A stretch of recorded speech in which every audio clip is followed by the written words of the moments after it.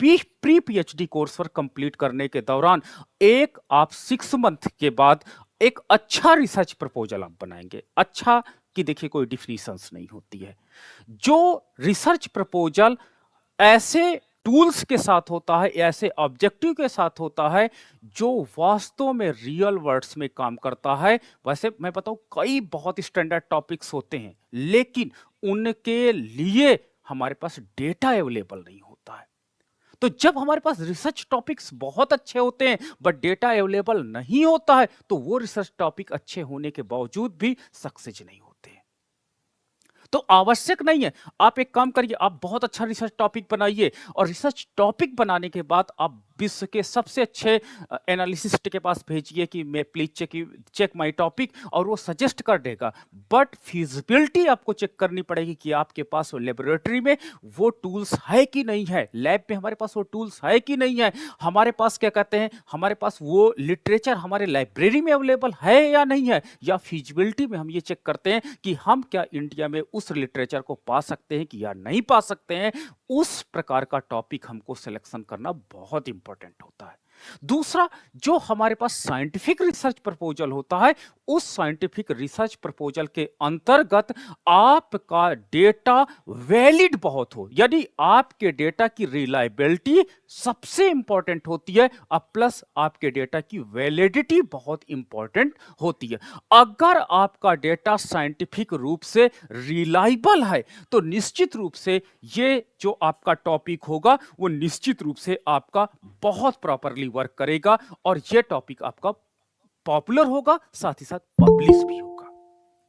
तो ये कई इंपॉर्टेंट पॉइंट्स हैं जिनको हम लोग आज यहां पर डिस्कस करने जा रहे हैं। अब दूसरी बात हमारे पास आती है, क्योंकि मैं इसी का इस स्पेशलाइजेशन है, स्पेशली मैं काम करता हूं एसपीएसएस के साथ, ये जो डेटा एनालिसिस का टूल्स होता है, मैं बात करता हूं स्मार्ट पीएलएस की बात करता हूं, मैं बात करता हूं नवीवो की। यानी हम 3 सॉफ्टवेयर का बेसिक जानकारी आपके साथ प्रोवाइड करने जा रहे हैं। 3 सॉफ्टवेयर में गवर्नमेंट ऑफ उत्तराखंड आपको बहुत सपोर्ट करने जा रही है। इसके अंतर्गत अभी मे भी पॉसिबल कि वो आपको एसपीएसएस के टूल्स भी प्रोवाइड कर देंगे, वो स्मार्ट पीएलएस के भी टूल्स प्रोवाइड कर देंगे, और वो नवीवो की भी टूल्स आपको प्रोवाइड कर देंगे जो फ्री ऑफ कॉस्ट हो सकते हैं। और इन टूल्स का प्रयोग करके आप अपने डेटा को एनालिसिस जो करेंगे वो बहुत वैलिड जो आपका रिजल्ट आएगा। और जब डेटा की वैलिडिटी यानी जो आपकी एनालिसिस वैलिडिटी बढ़ जाएगी तो निश्चित रूप से आपका जो रिसर्च पेपर होगा, जो आपका रिसर्च प्रपोजल होगा, जो आपकी थीसिस होगी, वो वास्तव में साइंटिफिक कैटेगरी में आ जाएगी। अब हमारे पास बात आती है कि जब हम साइंटिफिक रिसर्च के अंतर्गत जब हम कंप्यूटर डेटा एनालिसिस की बात करते हैं, तो आपने देखा होगा इस समय बहुत ज्यादा भरमार पड़ी है डेटा एनालिसिस सॉफ्टवेयर की। सबसे पहले अगर एक बच्चे को अगर एक्सेल पे काम करना आता है तो समझ जाइए उसके लिए सफिशिएंट है पीएचडी में डेटा एनालिसिस पे काम करना। लेकिन अगर उसकी डेटा एनालिसिस की कैपेबिलिटी है और वो डेटा एनालिसिस कर सकता है एक्सेल में तो सफिशिएंट है, क्योंकि एसपीएसएस जो वर्जन होता है वो कहीं ना कहीं एक्सेल पर ही सपोर्ट करता है। यानी कहीं कहीं पर तो जब मुझे एसपीएसएस वर्जन नहीं मिल पाता उस इंस्टीट्यूट में, तो मैं एक्सेल को एज एसपीएसएस कन्वर्ट कर लेता हूं और उसके साथ काम करना पसंद करता हूं। तो ये आपके लिए बहुत इंपॉर्टेंट हो जाता है कि जो आपका एनालिटिकल टूल्स है, सबसे पहले आपको डेटा फिल करना एक्सेल में आना चाहिए। और कंप्यूटर प्रोग्रामिंग में याद रखिएगा, डेटा जो होता है वो 2 प्रकार का होता है, एक आपका नॉमिनल डेटा होगा और एक आपका ऑर्डिनल डेटा होगा। नॉमिनल डेटा वो डेटा होता है जिसकी सरफेस वैल्यू समान होती है। हम यहीं पर गड़बड़ी करते हैं। सपोज दैट मैंने क्या किया कि 1 फॉर मैंने मेल रख दिया एंड 2 फॉर मैंने फीमेल रख दिया। ठीक है, अब ये कभी इसका मतलब नहीं होता कि नंबर 1 पर हमारा मेल है और हमारे जो इंस्टीट्यूट है उसमें हमने फीमेल को 2 नंबर पर रखा है, बल्कि ये नॉमिनल डेटा कैटेगरी है और नॉमिनल डेटा कैटेगरी के अंतर्गत इनकी दोनों की सरफेस वैल्यू सेम है, अर्थात ये ऑर्डर्स में आगे या पीछे नहीं है। तो अगर सॉफ्टवेयर को आपने ये वैल्यू असाइन कर दिया कि जो नॉमिनल डेटा है, भले हमने 1 फॉर हमने ग्रेजुएट कर दिया, 2 फॉर हमने पोस्ट ग्रेजुएट कर दिया, 3 फॉर हमने पीएचडी कर दिया। आपको हायरार्की में लगेगा कि ग्रेजुएट वाला बच्चा कम समझदार होगा, पीजी वाला उससे ज्यादा होगा, पीएचडी वाला बहुत अच्छा नॉलेज रखता होगा। लेकिन ये ऑर्डिनल डेटा का कैटेगरी है, अगर आप ऑर्डिनल के रूप में इसको कैलकुलेट करना चाहते हो। बट अगर आप इसकी सरफेस वैल्यू को समान रखना चाहते हो तो आपको नॉमिनल डेटा के रूप में कन्वर्ट करना पड़ेगा। तो सबसे पहले आपको नेचर ऑफ द डेटा सीखना पड़ेगा। नेचर ऑफ द डेटा कि आपको जब भी रिसर्च एनालिसिस सीखना होगा तो रिसर्च एनालिसिस में आपको किसकी सरफेस वैल्यू समान रखनी है और किसकी सरफेस वैल्यू को आपको चेंज करना है, इन कई पॉइंट्स पर आपको डिस्कशन करना होगा। इन कई पॉइंट्स को आपको सीखना पड़ेगा साइंटिफिक रिसर्च के अंतर्गत, क्योंकि कंप्यूटर में जब भी हम कंप्यूटर का यूज करेंगे तो उस कंप्यूटर को आपको बताना पड़ेगा। ठीक है, अब देखिए साइकोलॉजी का जो बच्चा होता है वो क्या करता है, एज बेस पर क्या होता है, इंटेलेक्चुअलिटी को वो क्या करता है, कन्वर्ट कर लेता है। तो वहां पर उसके लिए जो एज होता है, वहां पर जो उसका जेंडर होता है वो नॉमिनल डेटा के रूप में नहीं रहेगा। क्यों? क्योंकि उसकी स्टडी है कि जैसे जैसे एक बच्चा ग्रो करता जाता है या जेंडर के अनुसार कि वो जेंडर में भी एनालिसिस करना चाहता है कि जो इंटेलेक्चुअल लेवल है वो मेल का कितना है, वो फीमेल का कितना है। तो it will be depend upon your objective कि मुझे नॉमिनल डेटा के रूप में किसके साथ काम करना है, मुझे किसके साथ ऑर्डिनल डेटा के रूप में काम करना है। एक क्लासरूम है, उस क्लासरूम में अगर मान लीजिए मैं आता हूं और मैं देखना चाहता हूं कि उनकी एक्सपेक्टेशन क्या है और मैं कहता हूं कि ये क्लासरूम के सारे बच्चे मेरे लिए समान हैं, तो मतलब होता है कि मैं नॉमिनल डेटा के साथ काम करना चाहता हूं। लेकिन अगर मैं चाहता हूं कि मैं इस क्लास के सबसे अच्छे स्टूडेंट के साथ एक रिसर्च प्रोजेक्ट करना चाहता हूं, तो इसका मतलब होता है कि मैं क्या होता ऑर्डिनल डेटा के साथ काम करना चाहता हूं। तो सबसे पहले जब भी आप डेटा पे बात करेंगे, डेटा कलेक्शन की बात करेंगे या कोई डेटा पे काम करने जा रहे हैं, तो आपको अपने रिव्यू ऑफ लिटरेचर से ये क्लियर करना होगा कि जो मेरा डेटा का नेचर है वो नॉमिनल डेटा है या मेरा ऑर्डिनल डेटा है। वो एक हमारे सर्कमटेंस में क्या हो सकता है, नॉमिनल डेटा हो सकता है, लेकिन अगले सर्कमटेंस में वो डेटा आपका ऑर्डिनल डेटा के रूप में हो सकता है। तो एसपीएसएस क्या करता है, इसका क्लस्टर बना देता है, इसका क्लासिफिकेशन बना देता है और सॉफ्टवेयर खुद पूछता है कि बताइए इसको मैं कैसे ट्रीट करूं, क्या मैं इसको ऑर्डिनल डेटा के रूप में कैलकुलेशन में ले जाऊं या मैं इसको नॉमिनल डेटा के रूप में कैलकुलेशन में ले जाऊं। तो ये सॉफ्टवेयर की एक विशेषता होती है। दूसरा है आपका स्मार्ट पीएलएस, ये आप डाउनलोड कर सकते हो स्मार्ट पीएलएस को इंटरनेट से। ये 1 महीने का फ्री वर्जन है, लेकिन ये इसका नेचर आपको समझ में आना चाहिए। पीएलएस का मतलब होता है partial least square. Partial least square का मतलब होता है कि देखिए मान लीजिए आज आप पढ़ाई कर रहे हो, सपोज दैट आप फीमेल हो, ठीक है, और फीमेल हो और आप पीएचडी की स्टडी कर रहे हो, तो निश्चित रूप से समाज के लोग, सोसाइटी के लोग जरूर बोल रहे होंगे कि बच्ची को क्यों पढ़ा रहे हो, अब इनकी मैरिज एज हो गई होगी। There is the many obstacles आपकी लाइफ में आ रहे होंगे in the comparison of the male student की अपेक्षा फीमेल पर ये बर्डन, सोसाइटिकल बर्डन बहुत ज्यादा होता है।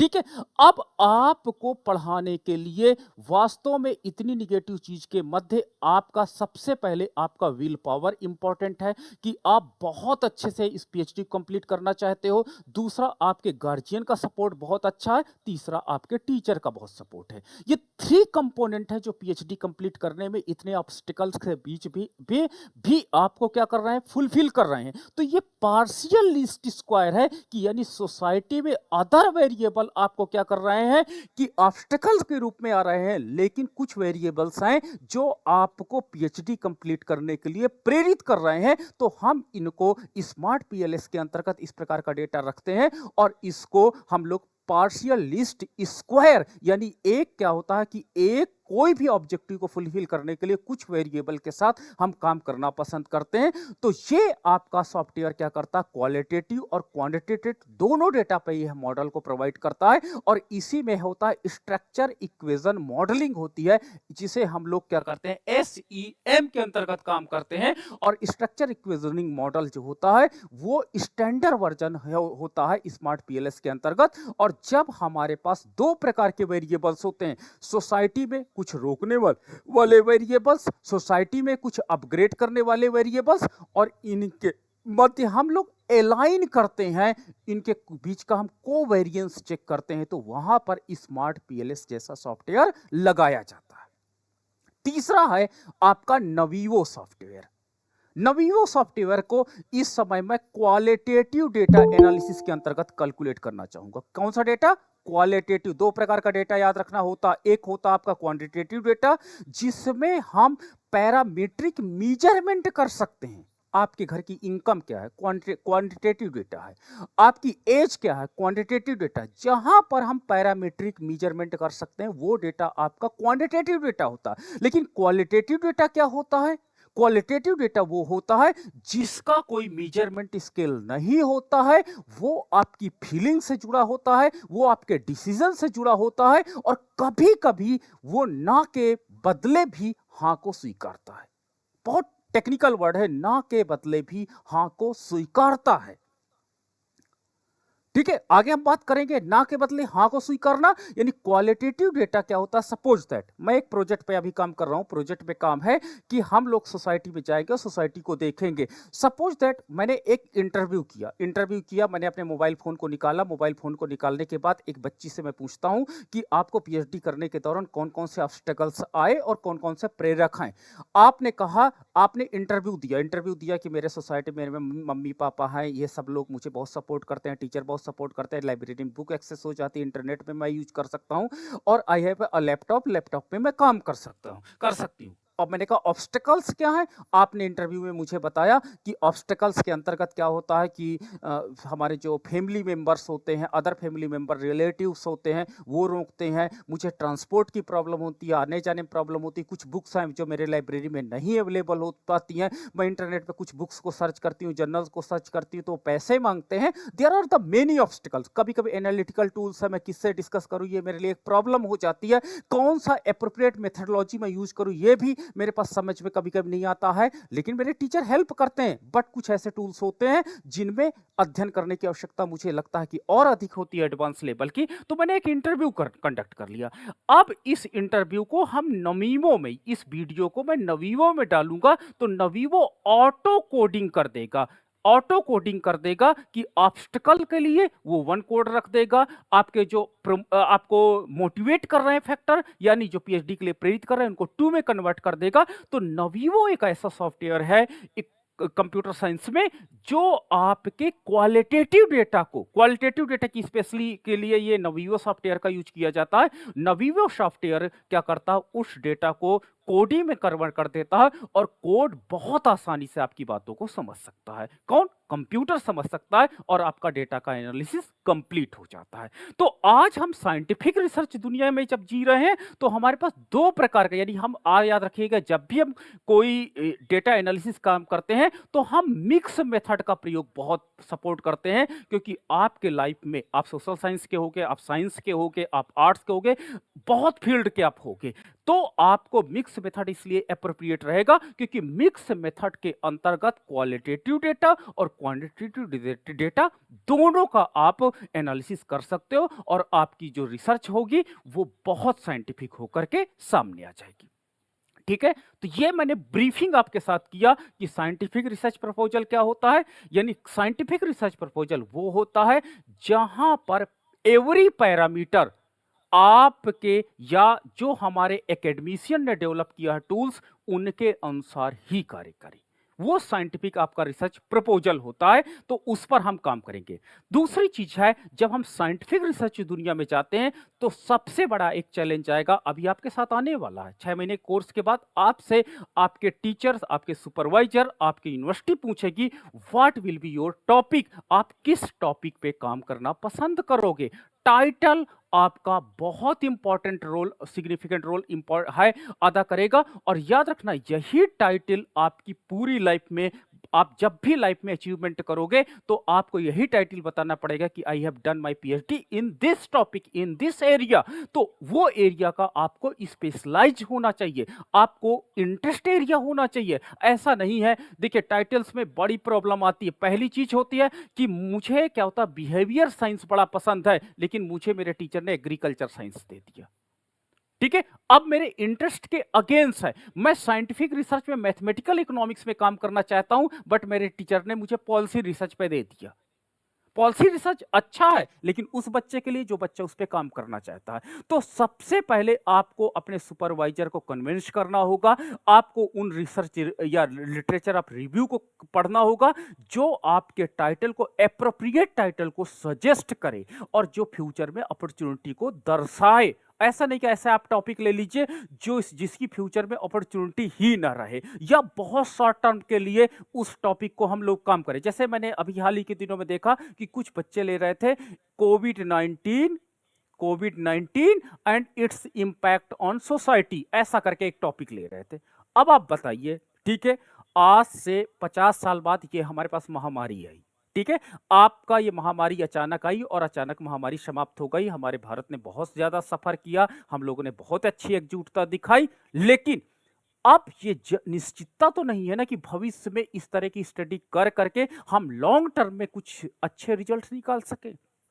ठीक है, अगर मेडिकल साइंस में डॉक्टर इसके लिए प्रिपरेशन कर रहे हैं, रिसर्च कर रहे हैं कि फ्यूचर में अगर कोई ऐसी बीमारी आती है तो हम उनको ऐसे टैकल कर सकते हैं, तो उनके लिए तो ये टॉपिक बहुत अच्छा हो सकता है। लेकिन हम सोसाइटी के लिए अगर इस टॉपिक पे रिसर्च करके आगे बढ़ेंगे तो कौन पढ़ना पसंद करेगा? क्योंकि आज से 10 साल बाद हो सकता है कि नई बीमारी आ जाए, तो लोग कोविड 19 की बुक्स निकाल करके क्यों पढ़ेंगे? हाँ, मैं कहता हूं कि ये टॉपिक बहुत खराब नहीं है, लेकिन मैं ये भी कहना चाहूंगा कि ये टॉपिक बहुत अच्छा नहीं है, क्योंकि लोग क्यों पढ़ना पसंद करेंगे कोविड 19 को, सोसाइटिकल इंपैक्ट को लेकर के।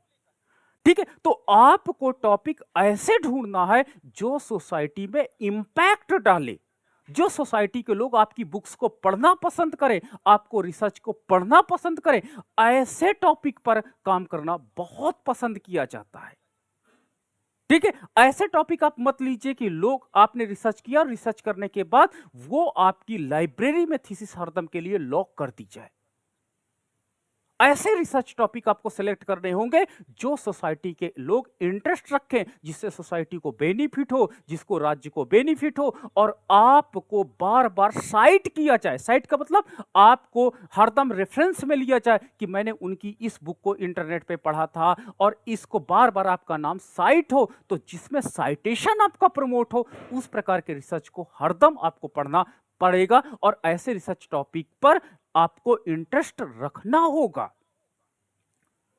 ठीक है, तो इस तरह का टॉपिक, तो सबसे पहले start with a clear and descriptive title. आपका बहुत अच्छा क्लियर हो और डिस्क्रिप्टिव टाइटल हो, reflect more main focus of your research. जो आपका रिसर्च टॉपिक हो वो पूरी तरह से क्लियर हो, आपका विजन क्लियर हो, और याद रखना उस टॉपिक के साथ फिजिबिलिटी हो। फिजिबिलिटी का मतलब होता है कि उसका डेटा आपको अवेलेबल हो सके। मैं यूनिवर्सिटी ऑफ इलाहाबाद गया था। यूनिवर्सिटी ऑफ इलाहाबाद जब मैंने पीएचडी की थी 2010 में, तो मैंने वहाँ उनसे बोला था कि जो हमारे पास ये इलेक्ट्रिक वेस्टेज होते हैं ना, आपने देखा होगा इलेक्ट्रिक वेस्टेज होते हैं, इसका इम्पैक्ट सोसाइटी पर कैसे पड़ रहा है, इसका इम्पैक्ट मैं हेल्थ पे कैलकुलेट करना चाहता हूँ, इसका इम्पैक्ट उनके इकोनॉमिक लाइफ में इम्पैक्ट करना चाहता हूँ, इसका इम्पैक्ट मैं इन्वायरमेंट पे करना चाहता हूँ। मैंने देखो क्लियर विजन बताया था कि जो इलेक्ट्रिक वेस्टेज हैं, ये इलेक्ट्रिक वेस्टेज को हम इन 3 चीजों पर इंपैक्ट स्टडी करना चाहते हैं। सर ये मेरा टॉपिक एरिया होगा। साफ साफ यूनिवर्सिटी ने मना कर दिया कि हमारे पास इतने टूल्स नहीं है कि जो हमारे पास इलेक्ट्रिक वेस्टेज हैं, इस इलेक्ट्रिक वेस्टेज से हेल्थ पर कैसे इंपैक्ट पड़ता है इसका मेजरमेंट किया जाए, हमको इकोनॉमिक लाइफ में कैसे इंपैक्ट पड़ेगा कैसे मेजरमेंट किया जाए, इन्वायरमेंट पे कैसे इंपैक्ट पड़ रहा है इसका मेजरमेंट किया जाए। तीनों के लिए हमारे पास उतने अच्छे टूल्स नहीं है, हमारी लेबोरेटरी इतनी अच्छी नहीं प्रोवाइड कर पा रही है। आप एक बार चेक कर लीजिए जेएनयू में अगर हो, नहीं तो आपको अब्रॉड जाना पड़ेगा इस टॉपिक पे रिसर्च करने के लिए।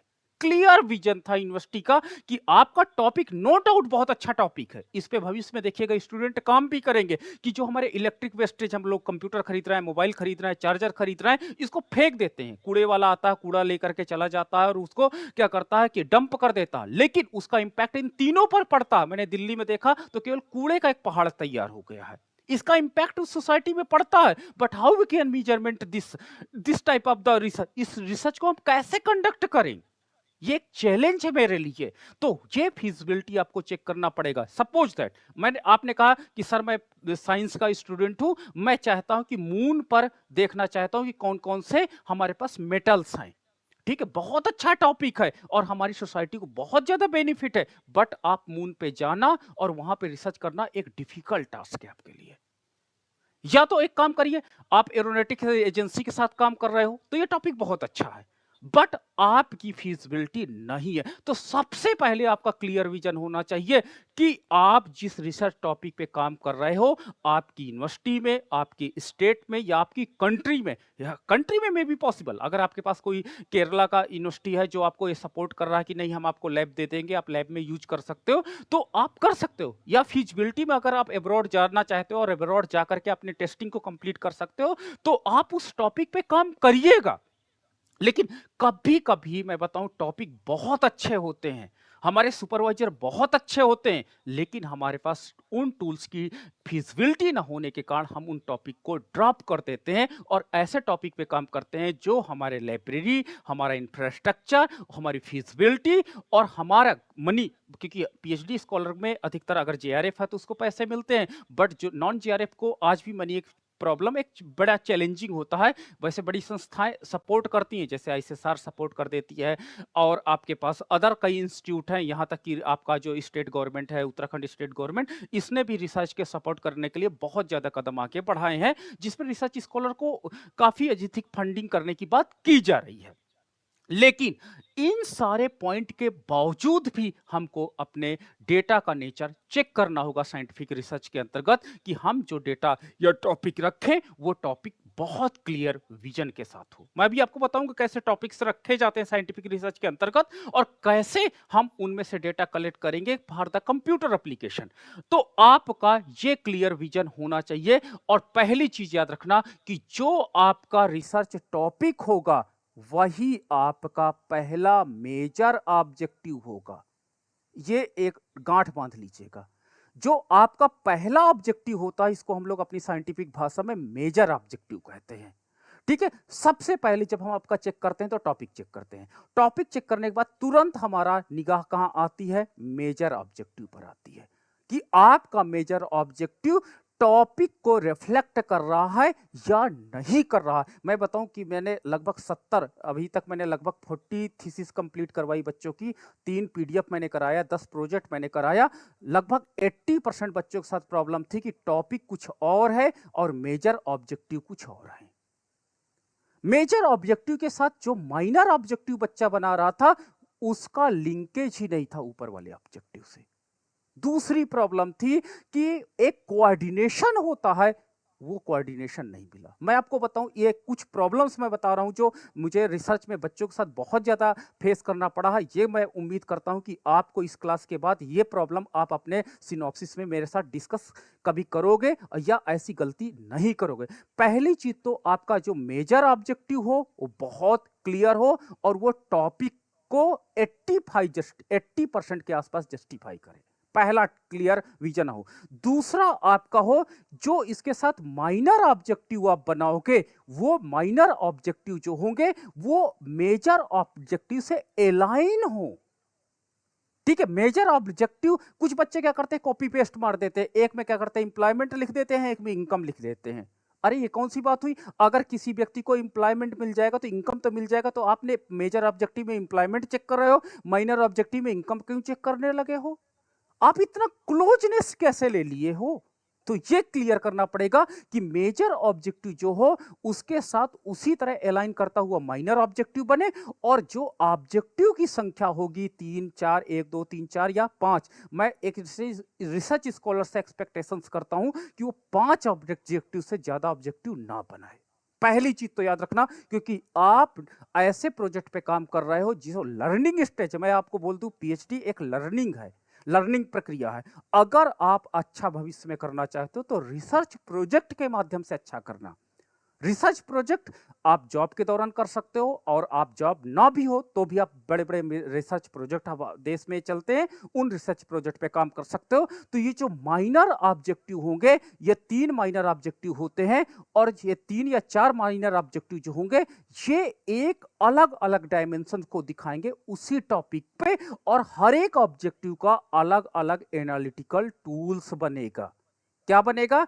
एनालिटिकल टूल्स बनेगा, कि इस एनालिटिकल इसके इस ऑब्जेक्टिव को प्रूफ करने के लिए हम क्या लगाएंगे, टी टेस्ट लगाएंगे, एनोवा लगाएंगे, रिग्रेशन मॉडल लगाएंगे। आपको क्लियरली मेंशन करना पड़ेगा। कहां पर? रिसर्च मेथोलॉजी वाले पार्ट पर। तो वहां पर जब आप रिसर्च मेथोलॉजी लिखोगे, तो आप वहां पर सैंपलिंग लिखोगे, सैंपल डिजाइन लिखोगे, सब कुछ लिखोगे, और नीचे लिखोगे analytical tools. Objective 1 analytical tools हम ये रखेंगे, ऑब्जेक्टिव 2 एनालिटिकल टूल्स ये रहेगा, ऑब्जेक्टिव 3। तो इस तरह मैंने बच्चों की सिनॉप्सिस देखी तो वो इकट्ठा लिख देते हैं कि descriptive analysis, T test, ANOVA. मैं पूछ लेता हूं कि आखिर मेजर ऑब्जेक्टिव को आप किस टेस्ट से कर रहे हो? सर इसमें लिखा तो है। अरे उसमें बहुत से अपने टूल्स लिखे हैं, बताइए किससे आप क्लियर मेंशन करोगे? तो निश्चित रूप से कि अगर आपका मेजर ऑब्जेक्टिव है, तो मेजर ऑब्जेक्टिव के लिए कोई आपका स्पेशल टूल्स भी होगा।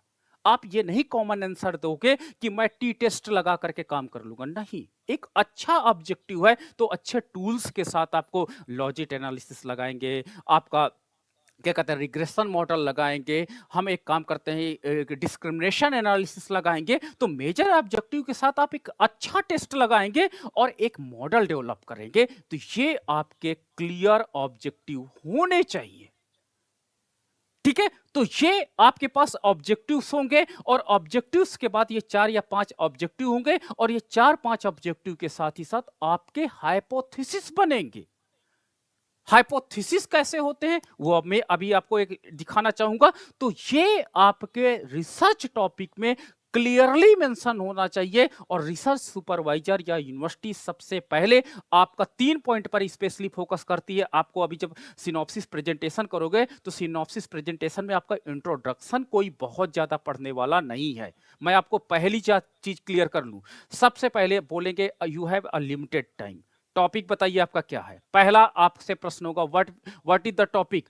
आपने इस टॉपिक को क्यों लिया, पहला क्वेश्चन होगा क्यों लिया, what is the justification of your topic.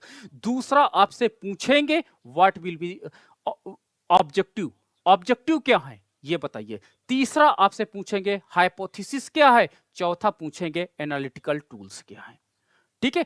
ये 4 क्वेश्चन सबसे ज्यादा रिसर्च स्कॉलर से पूछे जाते हैं ड्यूरिंग आरडीसी के, और आरडीसी में अगर आपने इनका जस्टिफिकेशन या सवाल अच्छे से जवाब दे दिया, तो फिर आती है बात आपका रिव्यू। इंट्रोडक्शन चेक कर लेंगे, रिव्यू ऑफ लिटरेचर देख लेंगे, लिमिटेशन ऑफ द स्टडी देख लेंगे, और चैप्टराइजेशन देख लिया जाता है।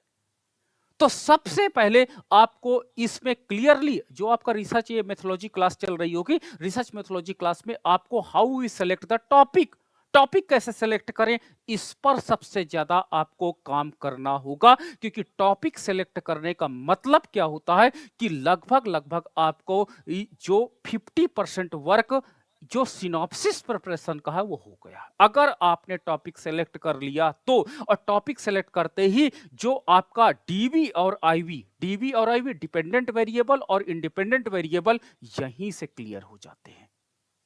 तो डीवी और आईवी जो एक्टिवली पार्टिसिपेट करें आपके टॉपिक में, वो यहीं से क्लियर हो जाते हैं। तो ये आपका एक टॉप कार्य है। और 6 महीने बाद अगर आपने सिनॉप्सिस कंप्लीट कर लिया 6 मंथ में, और आपकी सिनॉप्सिस अगर कंप्लीट हो गई, तो मैं तो ये भी कह दूंगा कि अगर आपने सिनॉप्सिस कंप्लीट कर लिया, तो आपकी 50% पीएचडी भी कंप्लीट हो गई है।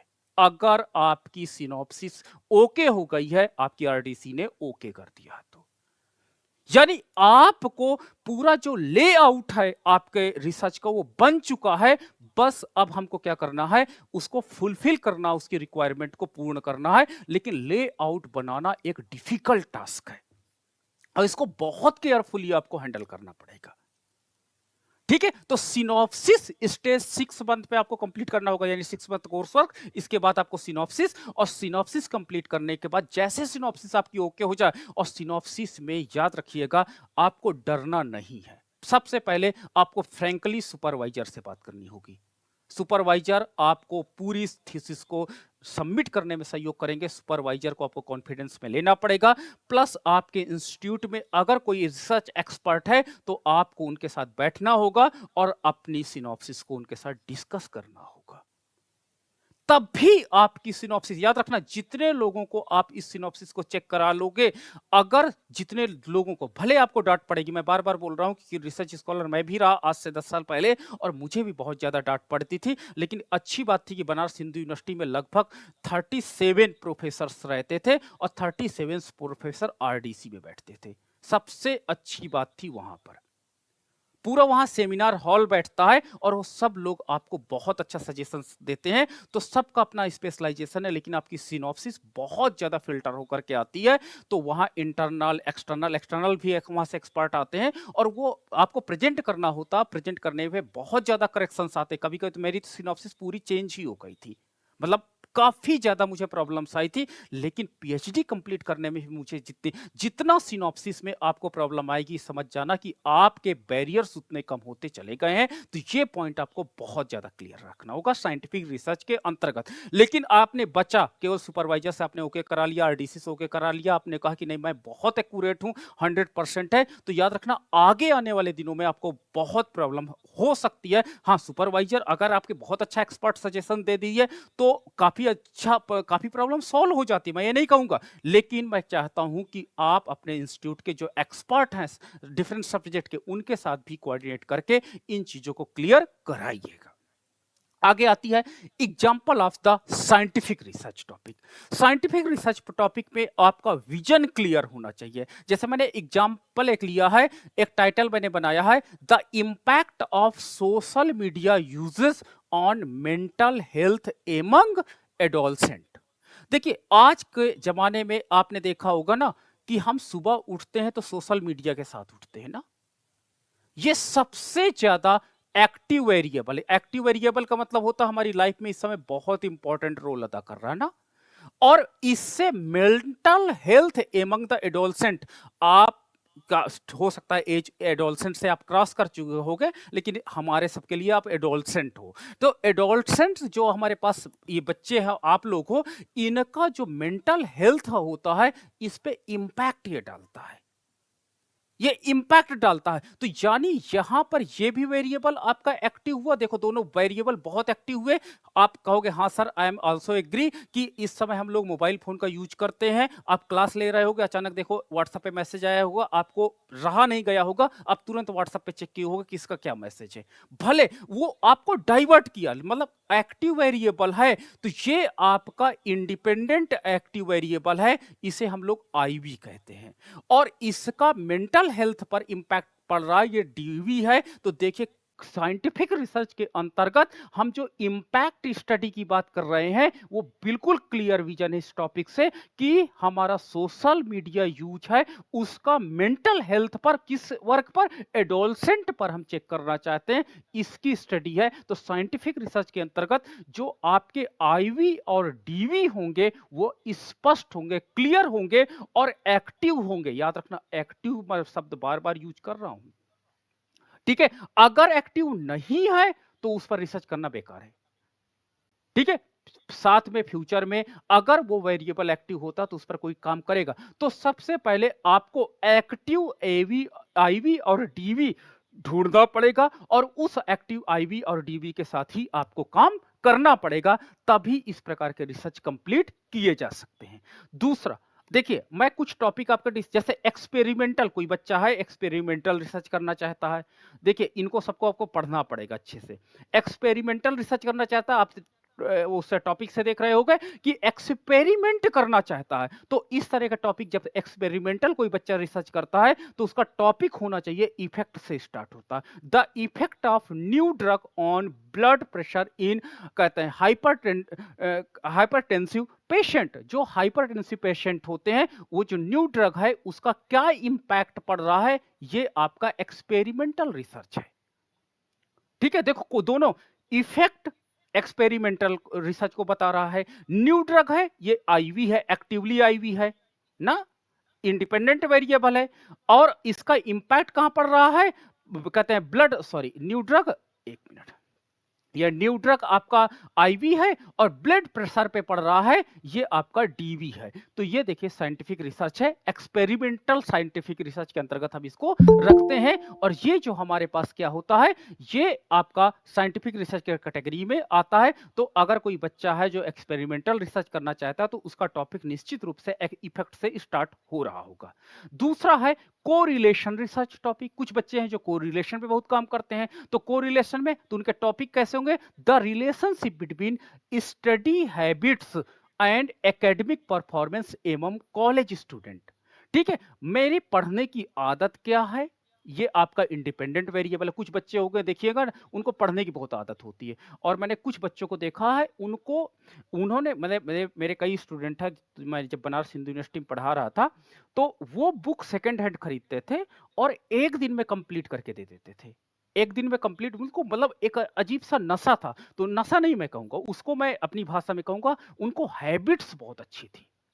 सर बोलते थे, सर 2 दिन या 3 दिन लगता मुझे एक बुक कंप्लीट करने में, सारे वेरिएबल आप पूछ सकते हो। तो स्टडी हैबिट है तो निश्चित रूप से उसका एकेडमिक परफॉर्मेंस बहुत अच्छा होगा।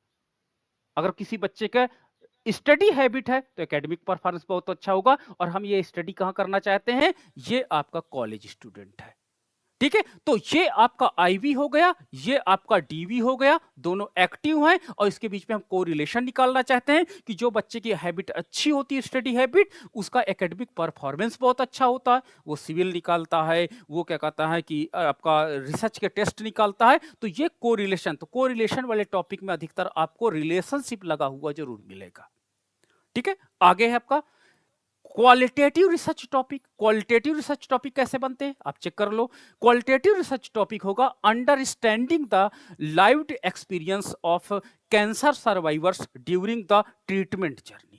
अब देखिए ये क्वालिटेटिव रिसर्च है। क्वालिटेटिव रिसर्च मैंने कहा ना, जिसका मेजरमेंट स्केल नहीं होता है, तो जिसका मेजरमेंट स्केल नहीं होता हम उसको क्वालिटेटिव रिसर्च के अंदर। तो देखो इसमें हम अंडरस्टैंडिंग की बात कर रहे हैं, मैं उनके विषय में जानना चाहता हूं। अब इसका कोई मेजरमेंट स्केल नहीं है।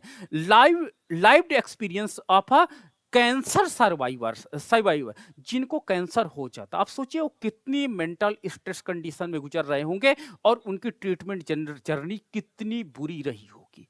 तो उनके विषय में अगर आप कोई स्टडी करना चाहता है, साइकोलॉजी के बच्चे ऐसे करते हैं, मेडिकल साइंस वाले करते हैं, तो ये इनका जो रिसर्च टॉपिक होता है वो क्वालिटेटिव रिसर्च टॉपिक के अंतर्गत माना जाता है। आपके पास है मिक्स्ड मेथड, जिसको मैं प्रेफरेंस हरदम देता हूं कि एक बच्चे को मिक्स्ड मेथड का प्रयोग जरूर करना चाहिए। तो मिक्स्ड मेथड में examining the relationship between parental involvement and students academic achievement, a qualitative and quantitative approach. इस तरह के टॉपिक आपको अभी ज्यादा प्रेफरेंस देने चाहिए। इस तरह के टॉपिक में जो आपका डेटा होगा वो क्वालिटेटिव डेटा आएगा, आपका डेटा जो आएगा वो क्वांटिटेटिव डेटा आएगा, और इस तरह के डेटा से आप काम अच्छे से कंप्लीट कर सकते हो। तो इस तरह का डेटा मैं एक पीएचडी स्कॉलर से एक्सपेक्टेशंस रखता हूं कि आप मिक्स मेथड पे काम करिए। क्वालिटेटिव डेटा के साथ आप काम करिए, क्वांटिटेटिव डेटा के साथ काम करिए, क्वालिटेटिव एनालिटिकल टूल्स कंप्यूटर्स के लगाइए, क्वालिटेटिव आपको क्वांटिटेटिव एनालिटिकल टूल्स लगाइए, और इन टूल्स के साथ आप अपने ऑब्जेक्टिव को प्रूफ करिएगा। निश्चित रूप से आपका जो रिसर्च होगा वो बहुत साइंटिफिक रहेगा और आपको अच्छा लर्निंग स्टेज यहाँ प्लेटफॉर्म्स यहाँ पे मिलेगा, क्योंकि आपने दोनों प्रकार के डेटा को यहाँ पर हैंडल कर लिया है। ठीक है, तो इस तरह का जो डेटा एनालिसिस होता है वो आपको काफी सपोर्ट करता है। तो इस तरह का डेटा एनालिसिस को आप प्रेफरेंस दीजिएगा। अगला है डिस्क्रिप्टिव रिसर्च टॉपिक्स। तो कुछ लोग क्या होते हैं कि बहुत ज्यादा एनालिटिकल टूल्स नहीं लगा सकते, तो आप डिस्क्रिप्टिव रिसर्च, डिस्क्रिप्टिव के अंतर्गत विवरण देना, यानी विवरणात्मक होता है कि a survey of employee satisfaction and job performance in Fortune 500 companies. तो फॉर्च्यून 500 कंपनीज जो है ये आपके पास न्यूट्रल वेरिएबल है आपका, और इस वेरिएबल के अंतर्गत जो एक हम सर्वे करने जा रहे हैं सेटिस्फैक्शन सर्वे है। सेटिस्फैक्शन सर्वे है that is called independent variable, और जॉब परफॉर्मेंस है, और उनका जॉब परफॉर्मेंस कैसा है ये डिपेंडेंट वेरिएबल है। तो इन दो वेरिएबल के मध्य हम इस रिसर्च को कंडक्ट करना चाहते हैं, तो इसे हम लोग डिस्क्रिप्टिव रिसर्च टॉपिक के अंतर्गत रखना चाहेंगे। नाउ द नेक्स्ट है केस स्टडी रिसर्च। ये क्वालिटेटिव रिसर्च के अंतर्गत बहुत पॉपुलर है केस स्टडी रिसर्च टॉपिक, और इसके अंतर्गत हम लोग केस स्टडी करते हैं। केस स्टडी, तो ये वास्तव में क्वालिटेटिव डेटा एनालिसिस के अंतर्गत आते हैं और इसके अंतर्गत होता an in depth analysis of a successful startup companies growth strategy. किसी ने एक स्टार्टअप खोला और वो कंपनी कैसे ग्रो की, उसकी पूरी लाइफ साइकिल को यहाँ पर डिस्कस किया जाता है किसी रिसर्च में। तो इसे हम लोग स्टार्टअप कंपनीज ग्रोथ स्ट्रेटजी, इसे हम केस स्टडीज के अंतर्गत रखते हैं। जैसे अभी अभी मैंने अभी 2 या 3 दिन पहले एक मूवी देखी थी, 12th फेल करके था। तो 12th फेल वास्तव में अगर रिसर्च जर्नी में मैं रखूंगा तो केस स्टडी रिसर्च जर्नी के अंतर्गत ही रखूंगा।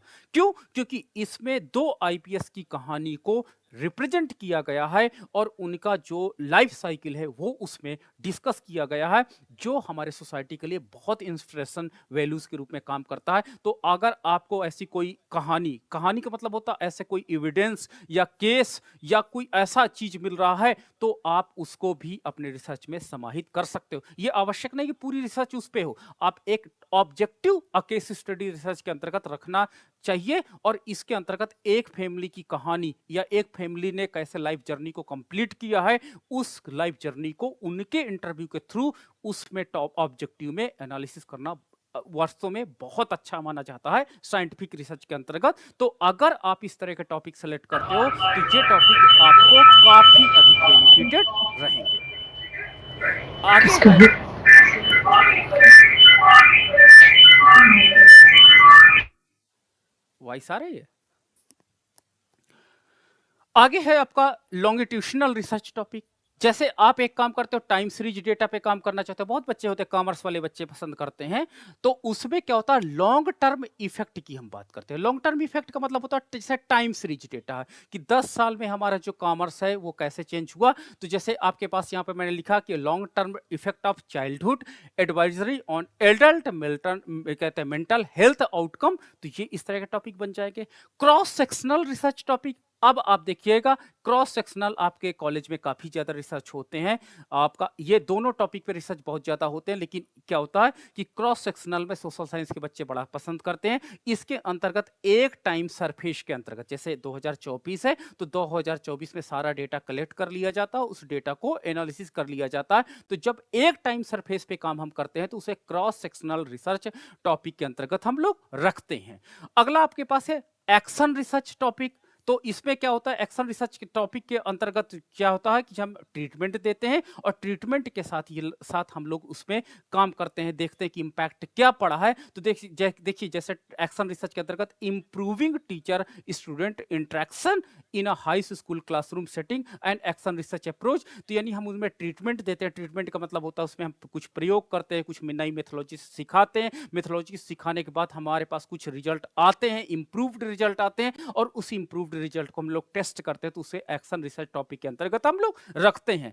आपका एथनोग्राफिकल रिसर्च होते हैं, तो इस तरह के कई रिसर्च टॉपिक्स होते हैं जो हम लोग इस जर्नी में देख सकते हैं। तो मैं एक आपको एग्जांपल दिखा दूं एक रिसर्च सिनॉप्सिस का, जो आपके लिए काफी बेनिफिटेड होगा, क्योंकि ये जर्नी रिसर्च की है और ये काफी इसमें टाइम लग सकता है। तो मैंने एक मेरे स्टूडेंट का ही है, तो मैं आपको सिनॉप्सिस दिखाना पसंद करूंगा।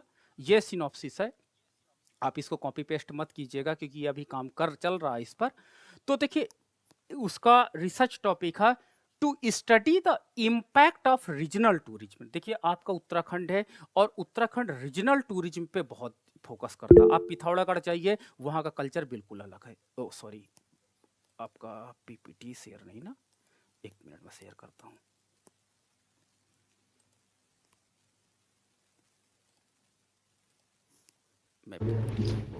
सर स्क्रीन में नहीं आ रहा है। हाँ वही अब आ रहा है। थैंक यू सर, आ गया। हाँ, ये एक मेरे स्टूडेंट का रिसर्च सिनॉप्सिस है, अभी काम चल रहा है इस पे।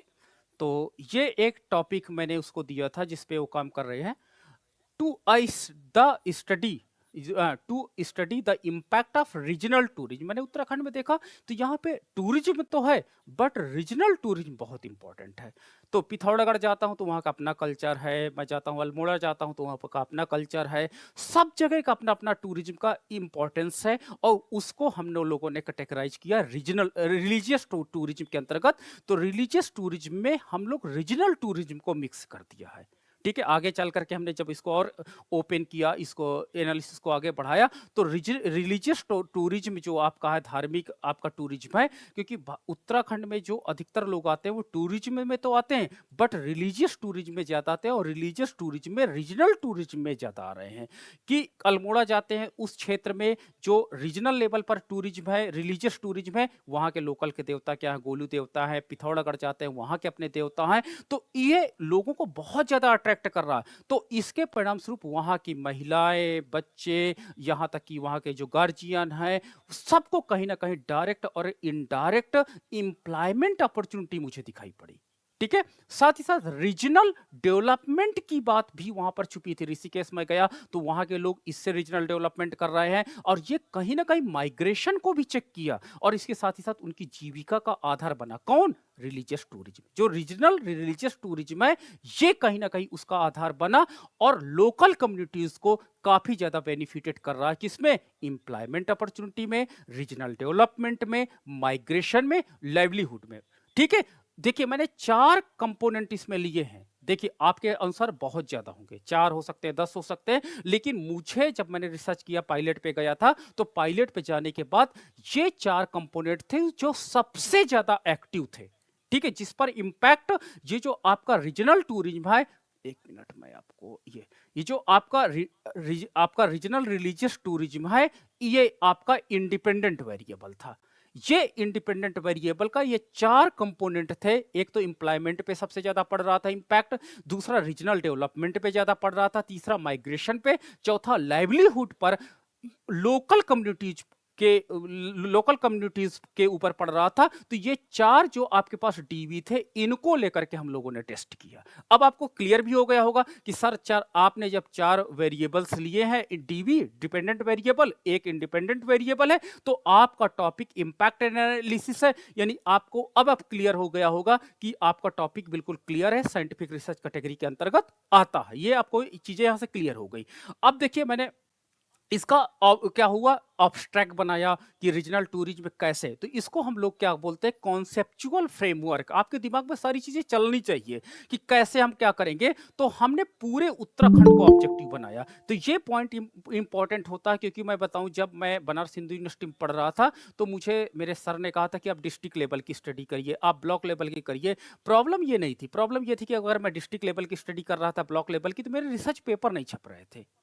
क्योंकि रिसर्च पेपर जब मैं अदर कंट्री भेज रहा था, तो बोल रहे थे कि your study is so micro, या बहुत नैरो स्टडी है, और हम आपका पेपर नहीं छप सकते हैं। तो इसलिए मैं बच्चों से सजेशन देता हूं कि आपका जो स्टडी एरिया हो, वो थोड़ा ब्रॉड लीजिएगा, थोड़ी मेहनत पड़ेगी, उससे रिसर्च पेपर इंटरनेशनल जर्नल में बहुत अच्छा छपते हैं।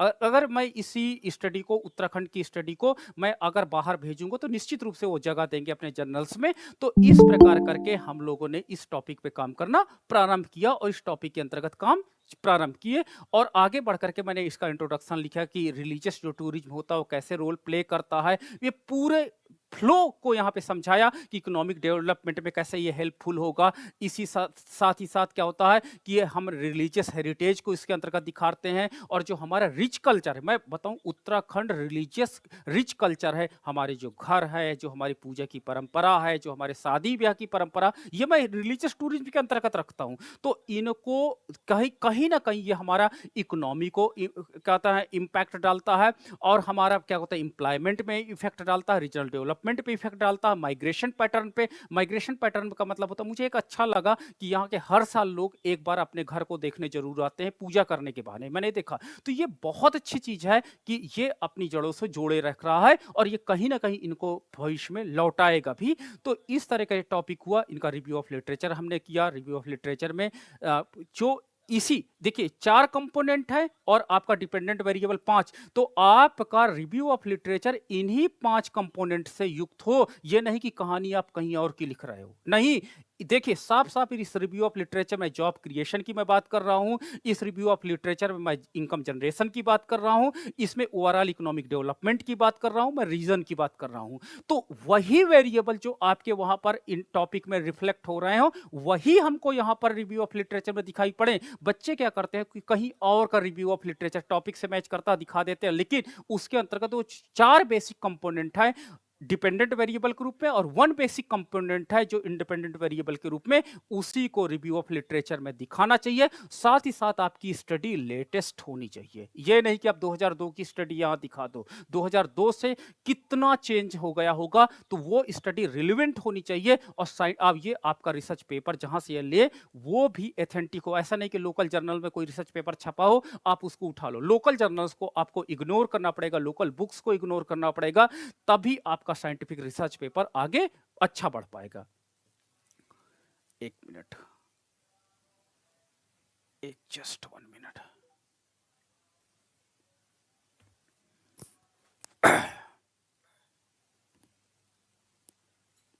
One minute.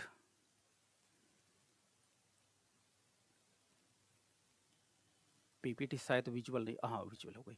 दूसरा देखिए, मैंने एक एक कंपोनेंट, इकोनॉमिक इंपैक्ट को दिखाया पहला, फिर दूसरा मैंने सोशियो कल्चर इफेक्ट को दिखाया, तीसरा मैंने रिव्यू ऑफ लिटरेचर में एम्प्लॉयमेंट अपॉर्चुनिटी पर मैंने बात किया, चौथा रिव्यू ऑफ लिटरेचर मैंने रीजनल डेवलपमेंट की बात किया, पांचवें में इस प्रकार हमने हर एक कंपोनेंट पर चीजों को ढूंढा, समझा, और फिर इसके बाद हमारी बात आती है रिसर्च गैप की।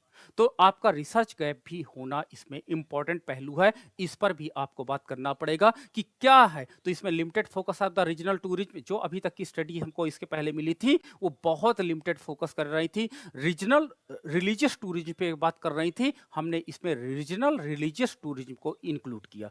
दूसरा, हमारे पास रीजनल टूरिज्म को लेकर के इकोनॉमिक एनालिसिस नहीं की गई थी, हमने उस एनालिसिस को इसमें इंक्लूड किया। तीसरा, एम्प्लॉयमेंट पर इफेक्ट पर उतनी बात नहीं की गई थी, हमने लोकल एम्प्लॉयमेंट इफेक्ट की बात को इसमें ला रहे हैं, तो ये हमारा गैप था। अब ये देखिए हमारे पास रिसर्च ऑब्जेक्टिव बनाए गए, तो देखिए रिसर्च ऑब्जेक्टिव कैसे बनेंगे। तो पहला रिसर्च ऑब्जेक्टिव था to examine the employment effect of religious tourism in Uttarakhand, focusing on types of job, create skill requirement, quality of stability of employment opportunity in the regional tourism sector. तो मेरा सबसे पहला component था dependent variable के साथ employment effect पर, तो employment effect को मैंने मेजर ऑब्जेक्टिव के रूप में इस पे लिखा है, क्योंकि उत्तराखंड की एक बड़ी प्रॉब्लम है अनएम्प्लॉयमेंट की। तो रीजनल टूरिज्म से हमने रीजनल रिलीजियस टूरिज्म से हमने एम्प्लॉयमेंट इफेक्ट को जोड़ा।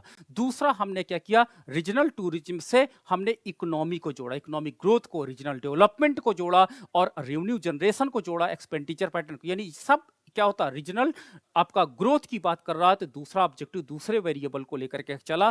तीसरा हमारे पास क्या हुआ, रीजनल डेवलपमेंट में रिलीजियस टूरिज्म को लेकर के हम लोग बात किए, इंफ्रास्ट्रक्चर डेवलपमेंट की बात की है, कम्युनिटी लाइवलीहुड की हमने यहाँ पे बात किया, इनकम डिस्ट्रीब्यूशन की इस पे हम बात करेंगे। तो ये हमारा थर्ड ऑब्जेक्टिव है। और चौथा ऑब्जेक्टिव है हमारा माइग्रेशन पैटर्न को लेकर के हमने बात किया। तो आप ये देख रहे होगा चारों जो ऑब्जेक्टिव हैं, जो हमारे चार आपके पास इंडिपेंडेंट वेरिएबल और डिपेंडेंट वेरिएबल थे, उनको एसोसिएट करके हमने रिसर्च ऑब्जेक्टिव को यहां पर बनाया है। और पांचवा हमारे पास क्या होता है, रिकमेंडेशंस होते हैं, पॉलिसी इंप्लीमेंटेशन होती है, तो ये सारी चीजें होती हैं। और रिसर्च हाइपोथेसिस हमने एक एक ऑब्जेक्टिव को अलग अलग बनाया। देखिए रिसर्च हाइपोथेसिस हमने जनरेट किया और ये मेथोलॉजी की बात किया कि हमारे पास क्या हो जाता है कि हम क्रॉस सेक्शनल डेटा पर हम काम करेंगे। ठीक है, क्रॉस सेक्शनल डेटा के अंतर्गत हम लोग करंट स्टेट में जो रिलीजियस टूरिज्म है उनके इफेक्ट को हम इसमें मेजरमेंट करने की बात करते हैं। हमारे पास जो सैंपलिंग होगी, देखिए गढ़वाल मंडल, और हम तो लोग क्या करते हैं 4 हम डिस्ट्रिक्ट गढ़वाल मंडल से सेलेक्ट कर रहे हैं और 3 हम कुमाऊं मंडल सेलेक्ट कर रहेंगे। किसके हेल्प से, पर्पजीव सैंपलिंग को हम यहाँ पर लगाएंगे। तो पर्पजीव सैंपलिंग का यूज करके हम डिस्ट्रिक्ट का सिलेक्शन करेंगे और डिस्ट्रिक्ट सिलेक्शन करने के बाद हम रीजनल जो आपका कहते हैं रीजन और रीजनल डेस्टिनेशन है उसको हम स्ट्रेटिफाई सैंपलिंग के अंतर्गत कैलकुलेट करेंगे, सेलेक्ट करेंगे। ठीक है, तो ये हमने हर जगह पर कौन सी सैंपलिंग लगा रहे हैं उसको क्लियर हमने अपने कंसेप्चुअल फ्रेमवर्क में मैपिंग करते जा रहे हैं। और different type of the local communities में जो डायरेक्टली इन्वॉल्व है टूरिज्म से और जो डायरेक्टली इन्वॉल्व नहीं है, उन दोनों के इफेक्ट को हम मेजरमेंट करेंगे। और यहां पर हमने पाथ एनालिसिस लगाने की सोची है। ठीक है, वेरियस एज ग्रुप में, जैसे इसके अंतर्गत हमारा रीजनल टूरिज्म से यूथ बहुत लाभान्वित होते हैं, एडल्ट होते हैं और एल्डरली। हमने देखा होगा माता जी लोग हैं फूल बेचती हैं, तो उनके जो बच्चे हैं वो गाड़ी चलाते हैं, तो उनके अदर जो फैमिली मेंबर हैं वो लॉज चलाते हैं। तो देखिए तीनों वर्ग क्या होता प्रभावित हो रहा, तो इनको हम तीनों वर्गों के प्रभाव को इसमें मेजरमेंट करना पसंद करेंगे। Different level of the religious tourism में हाई रिलीजियस टूरिज्म, आप गोलू देवता को हाई में हम रखेंगे, जागेश्वर धाम को हाई में रखेंगे, मॉडरेट में हम रखेंगे जहां पर कम भीड़ होती है बट होती है, और तीसरा हम लो में रखेंगे। Local business and tourism stakeholder, कैसे लोकल बिजनेस को इंप्रूव कर रहा, कैसे टूरिज्म को इंप्रूव कर रहा, इस पे बात करेंगे। तो और ये सैंपलिंग है, तो सैंपलिंग के लिए हमने 384 रिस्पोंडेंट को लिया, क्योंकि हमारे पास क्या होता है कि मैंने एक data ministry of tourism development से लिया, और वहाँ पे कितने टूरिस्ट हमारे ईयर बाय ईयर आते हैं, तो हमारे पास सेलेक्ट जो है टूरिज्म, उसके आधार पर हमने फार्मूला लगाया, और फार्मूले के आधार पर 384 रिस्पोंडेंट हमको लेने हैं जो डायरेक्टली और इनडायरेक्टली एसोसिएट हो रहे हैं रीजनल टूरिज्म से। और इसके अंतर्गत हमने 3 डिस्ट्रिक्ट लिए हैं कुमाऊं मंडल के, नैनीताल, अल्मोड़ा, पिथौरागढ़, और इसी प्रकार से हमने लिए हैं गढ़वाल के 4 डिस्ट्रिक्ट, हरिद्वार, रुद्रप्रयाग, उत्तरकाशी और चमोली। और इनमें हम लोग क्या करते हैं, 48 रिस्पोंडेंट का इंटरव्यू करेंगे, डेप्थ से इंटरव्यू करेंगे, और उसके आधार पर अपने इसको क्या कहते हैं रिसर्च को आगे बढ़ाएंगे। और इसमें भी हमने डिस्ट्रिक्ट और टूरिस्ट प्लेस को सेलेक्ट कर लिए हैं, अपनी सिनॉप्सिस में हमने दिखा दिया सेलेक्ट करके, और इस तरह इस काम को हम लोग कंप्लीट करेंगे। तो ये आज का ये मेरा पाथ एनालिसिस मॉडल रहेगा। जैसे डायरेक्ट इफेक्ट को मेजरमेंट करने के लिए हम लोग स्मार्ट पीएलएस का यूज करेंगे, और इनडायरेक्ट इफेक्ट को मेजरमेंट करने के लिए हम लोग क्या करते हैं, इसमें भी स्मार्ट पीएलएस का इम्पैक्ट स्टडी करेंगे, और माइग्रेशन, लाइवलीहुड, रीजनल डेवलपमेंट की बात करेंगे। तो इसका एक इकोनोमेट्रिक मॉडल भी बनाया जाएगा। तो आज हमारा एक लिमिटेशन था, टाइम लिमिट होने के कारण मैंने ब्रीफ में चीज़ें को आपको बताया है, लेकिन ये